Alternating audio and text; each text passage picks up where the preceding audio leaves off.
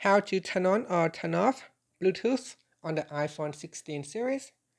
First, let's return back to the home screen by swiping up at the bottom of the screen. Then on the home screen, tap on Settings. Now from the main settings page, we scroll down, then tap on Bluetooth. In Bluetooth, tap on the Bluetooth toggle button to turn it off. Now tap on Turn Off to switch it off. If you want to turn it on, tap on the toggle button to switch it back on. Now another way to turn on or turn off Bluetooth is by pulling down the control center, so swipe down at the top. In here, we tap on the connectivity control and then tap on Bluetooth.